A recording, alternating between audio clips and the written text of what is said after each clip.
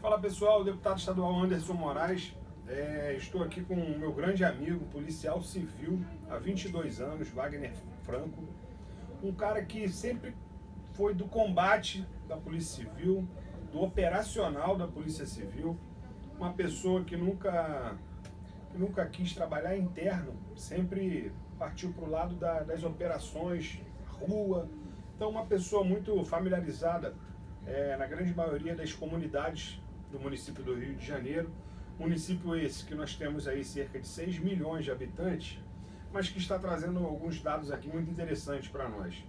Como, por exemplo, as comunidades hoje, a população nas comunidades hoje representam quase 25%, né, do número habitacional da cidade. E vai passar para vocês aí com relação a algumas coisas que a gente tem observado, mas que não existe providências nenhuma tomadas com relação a isso. Wagner, como é que anda aí as comunidades aí nesse período tão difícil aí da Covid? Anderson, obrigado. Antes de mais nada, a preocupação em você enquanto parlamentar de olhar para esse segmento da sociedade que parece que todo mundo esqueceu, né? As comunidades do Rio de Janeiro, elas são extremamente populosas e quando começaram com essa história, voltaram com essa história do lockdown, eu fiquei realmente muito preocupado por uma razão muito simples. Eu fico pensando como é que essas pessoas que lá estão, que lá vivem, vão poder sobreviver, né? Eu tenho andado nessas comunidades em algumas operações aqui no Rio de Janeiro e percebo que toda a preocupação que se tem com a capital não se tem com essas pessoas. Então eu fico feliz que você esteja olhando também para esse segmento, né? Hoje são pessoas carentes que dependem do Estado e, sobretudo, muitas delas, ou a grande maioria delas, trabalham nas casas ou nos comércios que hoje estão sendo fechados. Se vão querer me convencer que essas pessoas vão ficar sem o trabalho delas e voltar para as comunidades, assim, e a preocupação com a aglomeração? Então, assim, obrigado por você ter essa preocupação aí com esse segmento da sociedade. É verdade, porque, pessoal, só para vocês terem uma ideia, hoje moram nas comunidades cerca de 1,3, 1,4 milhões de pessoas. E assim, a gente não vê nenhuma tomada de decisão perante essas pessoas, tendo aqui, vale a pena lembrar aqui o que o Wagner está falando, que essas pessoas, elas trabalham justamente nos locais, né, a grande maioria delas não trabalham dentro da comunidade, trabalham fora da comunidade. E assim, se vocês pararem para pensar, a partir do momento que essas pessoas passarem a ficar em casa, sem dúvida nenhuma, a aglomeração dentro das comunidades serão infinitamente maiores.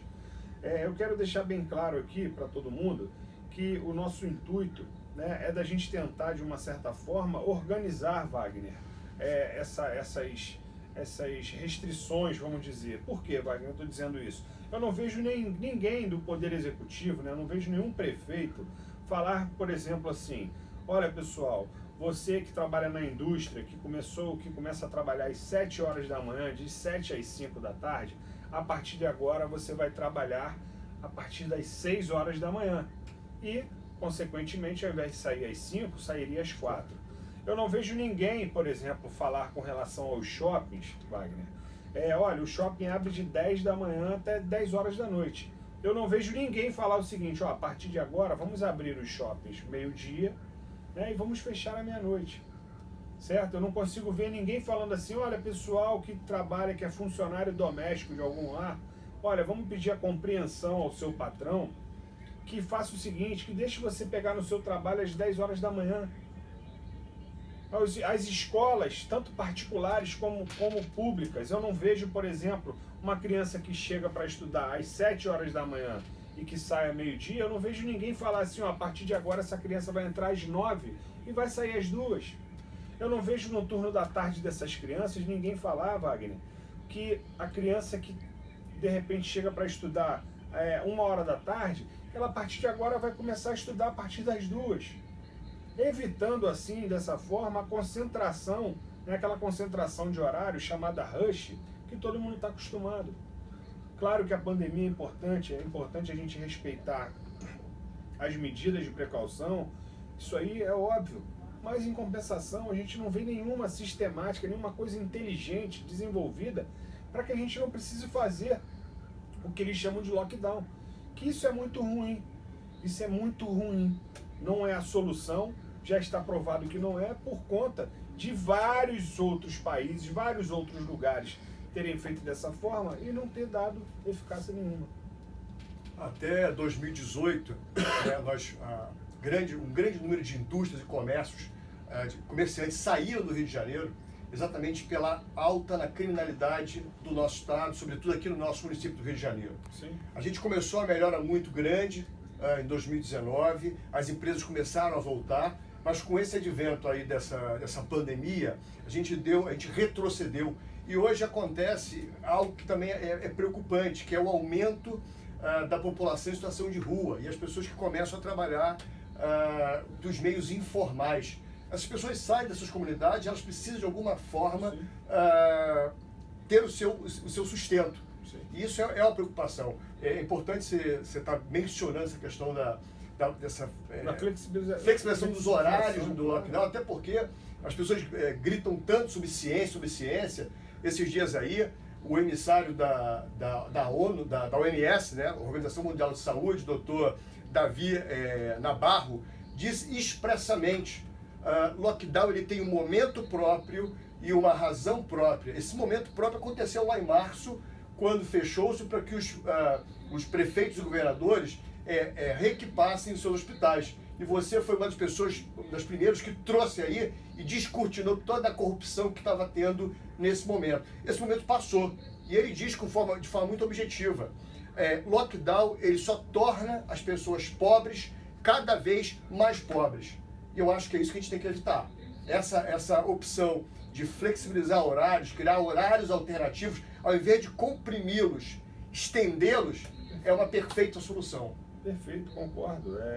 A partir do momento que se fizesse isso, né, eu tenho nenhuma dúvida que nós sacrificaríamos menos a população e respeitaríamos mais, né, toda a situação da pandemia. Você tocou no assunto com relação ao hospital de campanha, Wagner. Você lembra que em abril, né, em abril de 2020, justamente por conta, criaram, né, o lockdown justamente para ganhar o tempo, né, como você mesmo disse, para que o Poder Executivo pudesse se organizar e ampliar assim a sua rede de saúde. Aqui no Rio de Janeiro, infelizmente, foi uma catástrofe o que aconteceu, porque o governador do Rio de Janeiro criou um plano, né, de abertura de hospitais de campanha. Tinha o intuito ali de abrirem 1.400 leitos. Esses 1.400 leitos foram pagos pela população pela sua abertura, custou 270 milhões de reais e acabaram esses leitos não sendo abertos, né, justamente porque foram denunciados várias poucas vergonhas que existiam dentro daqueles contratos, como por exemplo, eram 1.400 leitos, então seriam 7 hospitais. Para cada hospital desse, gastaria 611 mil reais por mês de jardinagem. Gastariam também 1.400.000 reais para locação de uma tenda daquela, né? Aquela tenda que é uma espécie de um circo. De um circo, a tenda então, só aquela tenda custava 1.400.000 em cada hospital mensalmente. Então, quer dizer, não funcionou, fora a vergonha que foi passada com relação às compras de respiradores. Tentaram comprar 1.000 respiradores ao valor de 200 milhões de reais. Aí o Wilson, na época, conseguiu pagar 59 milhões, se eu não me engano, mas desses respiradores só chegaram 52, que nem serviam para o tratamento do Covid. Então, assim, foi uma catástrofe geral. Mas vale ressaltar que aqui no município do Rio de Janeiro, nós tivemos uma força muito bacana aí com relação à iniciativa privada, né, que foi a Redditor, que sem eles, sinceramente, nós teríamos pulado uma fogueira muito maior, onde montaram 2 hospitais, um no Leblon e um ali na área ali onde já aconteceram os Rock in Rios. Isso aí deu uma sustentabilidade legal. Mas eu quero relembrar a todos vocês que no Rio Centro também foi montado um hospital de campanha. Hospital esse que foi montado pela prefeitura, Wagner. E ali foram gastos 10 milhões de reais para a montagem desse hospital. E esse hospital tiveram 500 leitos, né, 500 leitos para tratamento do Covid. Eu achei assim a escolha do local dentro do pavilhão do Rio Centro uma coisa muito inteligente, porque querendo ou não, ali o pavilhão ele já tem uma climatização, ali já tem esgoto, ali já tem elétrica, ali já tem uma série de coisas que evitaram, né, diminuíram muito o caminho para que se abrisse um hospital de campanha. E aí, o que me chama a atenção é chegar agora na nova gestão, né, do novo prefeito, aí, o Eduardo Paes, que na sua campanha disse que não faria lockdown de forma nenhuma, que ia priorizar o pessoal de eventos, ia fazer e acontecer. A primeira atitude dele foi de fechar esse hospital. Aí eu te pergunto, por que esse descaso com o dinheiro do poder público? Esse dinheiro da população? Já que esse dinheiro já está ali, e era uma coisa que tinha tudo para funcionar, inclusive ali, Wagner, tinha um espaço, caso precisasse, fazer uma ampliação desses leitos. De 500 ali, se eu não me engano, o estudo dizia que podia chegar até 750 leitos. Então, por que desmontar isso tudo? Eu acompanhei aquela montagem, ali foram usadas divisórias, ali foram usadas tubulação de cobre, ali foi usado uma série de coisas que você não é simplesmente tirar de um lugar e recolocar em outro, porque aquilo ali foi montado como se fosse um Playmobil, né? Uma coisa... E aí é um absurdo, porque hoje a gente fala num déficit aqui na capital do Rio de Janeiro de 300 leitos. E ali, se ele tinha 500, quer dizer, já ajudava pra caramba. Eu acho que é um absurdo tudo isso que está acontecendo, e volto a repetir que eu não vejo um prefeito de nenhuma cidade trabalhar com inteligência ao invés de restringir os horários, ampliando eles. É simples. Assim, me parece que é uma guerra de narrativas, e trazendo para a minha realidade policial, o que mais me preocupa é que, a exemplo que tivemos com a má gestão lá no Sérgio Cabral, pesando, 2018, que teve um aumento vertiginoso da criminalidade, isso vai acontecer agora. Isso está acontecendo. Então, assim, se nós não criarmos, criarmos mecanismos menos rigorosos que esse lockdown para dar a oportunidade às pessoas de trabalharem, a gente vai aumentar a população em situação de rua, as pessoas que vão para a informalidade e, consequentemente, a criminalidade aumenta. Essa é a minha preocupação, é a preocupação de muitos policiais, porque é a realidade que a gente está vendo. Se você sair aqui no centro da cidade, você vai ver como cresceu de forma exponencial as pessoas na informalidade e orbitam ao redor dele criminosos. E isso vai aumentar. E se insistirem nessa ação, para mim, desastrosa, né, de criar um lockdown, um mecanismo que restringe ao comércio, a gente vai fechar mais portas, mais pessoas serão desempregadas, e a gente vai ter um problema muito sério que, assim, vai trazer muito mais trabalho para o legislativo, para o executivo e na ponta lá para a polícia, né, que acaba sempre sofrendo isso aí de forma direta. Não, perfeito. E assim, Wagner, eu só consigo ver as pessoas pedindo lockdown, só aquelas pessoas que votaram, né, ele não, Lula livre. Agora eu queria aproveitar a oportunidade aqui do vídeo e perguntar para essas pessoas, caso vocês tenham dentro da casa de vocês alguma pessoa que trabalhem, né, dentro da residência de vocês e que morem em comunidade, eu gostaria de saber de vocês se vocês restringiram que eles fossem até a sua residência para poder trabalhar, porque pelo que eu sei, nada disso vem acontecendo. Vocês, na verdade, vocês falam uma coisa, mas na verdade vocês fazem outra. E isso é pura demagogia, é uma corrente do mal, Wagner, querendo derrubar, né, o governo federal, querendo colocar na conta do governo federal tudo isso que está acontecendo. Eu não tenho dúvida nenhuma.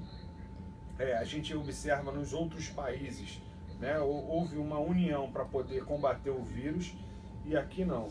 Eu até vi uma frase esses dias, eu não sei se eu vou me lembrar, mas fala que o vírus, ele nasceu na China, né? Ele fez doutorado na Itália, mas quando chegou aqui no Brasil, o vírus virou político. Então é por isso que está acontecendo dessa forma. E pessoal, agradecer aí. Quem gostou, por favor, compartilhe esse vídeo, é muito importante. Aqui estamos conversando com Wagner Franco, é um policial civil da capital do Rio de Janeiro, uma mão de obra extremamente operacional e que está completamente familiarizado com todas essas comunidades, né, que hoje tem cerca de 1.300.000, 1.400.000 pessoas e que representam quase 25% da população. Wagner, obrigado aí, meu irmão, dá tuas considerações aí. Obrigado. Só queria deixar aqui o recado. Na verdade, é um agradecimento por existirem pessoas ainda como você, que se preocupam com essa causa, que estão ali brigando, que estão lutando contra todo esse cenário, esse sistema. Assim, continue assim, conte comigo. Existem muitos policiais que assim como eu, aprovam e veem em você uma figura em que a gente pode seguir, pode confiar. Continue o seu trabalho, que Deus o abençoe. E lembrando a todos que a nossa ideologia é o Brasil. É isso aí, pessoal. Valeu. Valeu.